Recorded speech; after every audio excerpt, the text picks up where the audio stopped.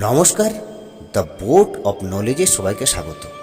আমরা সকলেই জানি যে 2024 সালের 22শে জানুয়ারি অযোধ্যায় রামলালার মূর্তি প্রতিষ্ঠিত হয়েছে এবং পৃথিবীর তৃতীয় বৃহত্তম রাম মন্দিরের উদ্বোধন হয়েছে। কিন্তু আমরা অনেকেই জানি না এই রামলালার মূর্তি কিভাবে তৈরি করা হয়েছে এবং কি দিয়ে তা তৈরি।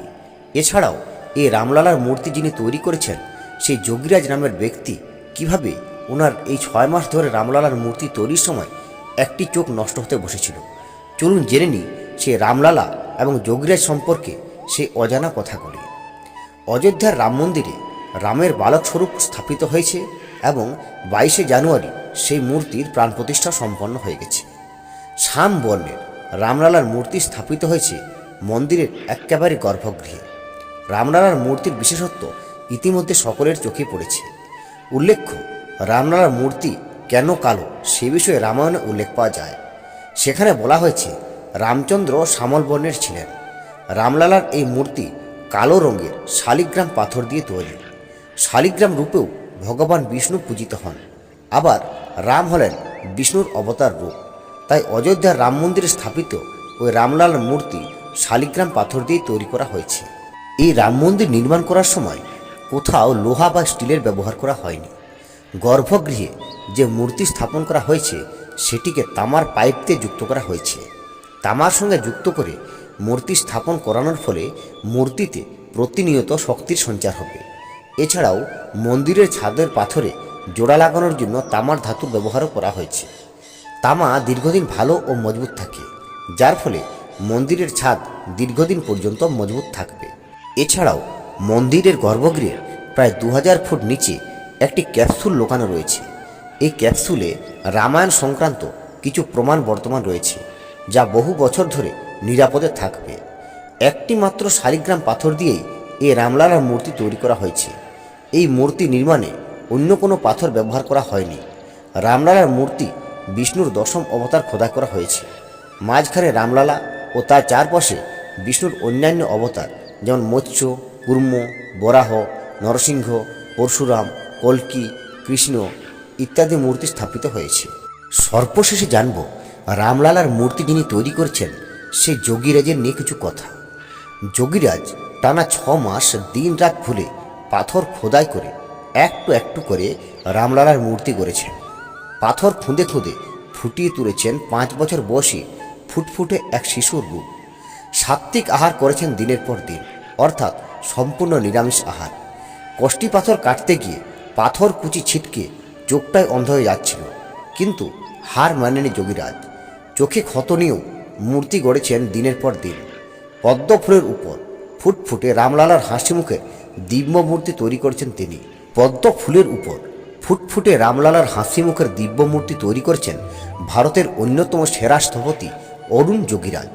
তার হাতে তৈরি মূর্তিতেই প্রাণ প্রতিষ্ঠা হয়েছে গত 22শে জানুয়ারি। অরুণ জানিয়েছেন এক কঠিন পথে যেতে হয়েছে তাকে। বাধা এসেছে অনেক। 5 বছরের বালকের মতো নিষ্পাপ, সরল এবং হাসি মুখের বিগ্রহ গড়া খুব একটা সহজ কাজ ছিল না। রাম মন্দিরের ট্রাস্টি বোর্ড চেয়েছিল রামলালার 3টি মূর্তি তৈরি হোক, তার মধ্যে থেকে একটা বেছে নেওয়া হবে। ডাক পড়েছিল 3 জন ভাস্কর্য শিল্পী। তারা হলেন বেঙ্গালুরুর ভাস্কর গণেশ ভাট এবং তার ছাত্র বিপিন ভাদরিয়া, মাইসুরের অরুণ যোগীরাজ এবং জয়পুরের সত্যনারায়ণ পাণ্ডে। শেষ পর্যন্ত রামলালার বিগ্রহ তৈরির জন্য বেছে নেওয়া হয়েছিল অরুণ যোগীরাজকে। আর তার শিল্পকর্মই নতুন ইতিহাস রচনা করেছে ভারতবর্ষে। টানা 6 মাস দিনরাত ভুলে পাথর খোদাই করে একটু একটু করে রামলালার মূর্তি গড়েছেন যোগীরাজ। পাথর খুঁদে খুঁদে ফুটিয়ে তুলেছেন 5 বছর বয়সী ফুটফুটে এক শিশুকে।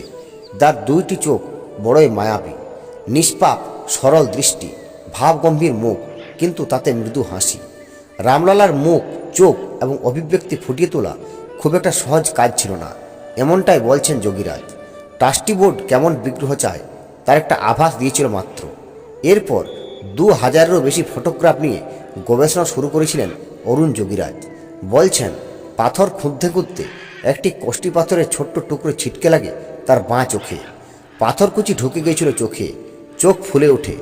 ডাক্তার বলেছিলেন কোনো রকমের রেটিনাটা বেঁচে গেছে। চোখে ব্যান্ডেজ বেঁধেও কাজ চালিয়ে গিয়েছেন এই অরুণ যোগীরাজ। একদিনের জন্য কাজ থামাননি। নিজের স্বামীর কাজ রোজই কাজ থেকে দেখতেন স্ত্রী বিজেতা।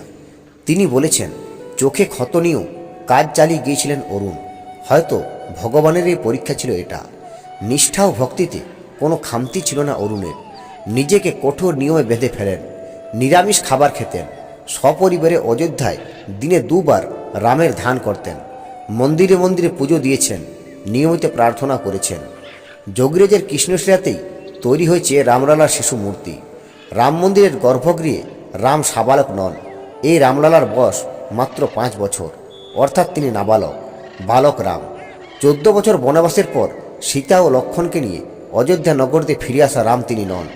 গর্ভগৃহে তিনি একাই বিরাজমান। মূল বিগ্রহের পাশে লক্ষ্মণ ও সীতা নেই। মন্দির ট্রাস্টের তরফে বলে দেওয়া হয়েছিল, শিশু রামের মুখ যেন বালকের মতোই হয়। নিষ্পাপ সহজ সরল হাসি মুখের বিগ্রহ তৈরি করতে হতো এই অরুণ যোগীরাজকে। এতদিন রামের যে মুখ আমরা বইয়ের পাতায় বা স্থপত্যে দেখে এসেছি, এই রামলালার বিগ্রহ তেমনটা হবে না। আর 5 বছরের বালক রামের মুখ কেমন হবে তা নিয়ে গভীর ভাবনা চিন্তা করতে হয়েছিল দেশের এই বিখ্যাত শিল্পীকে। অরুণ যোগীরাজ জানিয়েছেন, দিনের পর দিন বিভিন্ন শিশুকে দেখে মনে মনে রামের ছবি আঁকতেন তিনি। বাড়ির পাশে যে বাচ্চারা খেলতে আসে তাদের হাসি মুখ, চোখ, অভিব্যক্তি একেবারে খুঁটিয়ে খুঁটিয়ে দেখতেন তিনি। 5 বছরের ছেলে হাসলে তাকে কেমন লাগবে সেই মুখের আদল আনতে নিজের ভাবনায় নিজেই তৈরি করেছেন। তবে রাম এখানে 5 বছরের বালক হলেও তার মধ্যে ঐশ্বরিক ছাপ ফুটিয়ে তুলতে হয়েছিল। নিছকেই শিশুর মুখ বিগ্রহ বসানো যাবে না। রামলালার দিব্য মূর্তিতে শিশুসুলভ মুখেও থাকবে এমন এক ভাবগম্ভীর ছাপ যার আদি অন্ত পাওয়া যাবে না।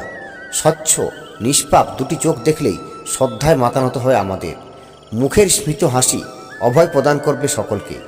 অরুণ যোগীরাজ বলেছেন, এটা ঈশ্বরের কাজ, তাই ঈশ্বরেই করিয়ে নিয়েছেন।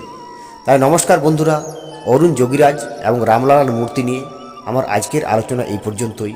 যদি আমার ভিডিওটি ভালো লাগে অবশ্যই চ্যানেলটি সাবস্ক্রাইব করবেন, লাইক ও কমেন্ট দেবেন এবং এই ধরনের ভিডিও নোটিফিকেশন পেতে নিচের বেল আইকনটি ক্লিক করবেন। নমস্কার, জয় শ্রীরাম।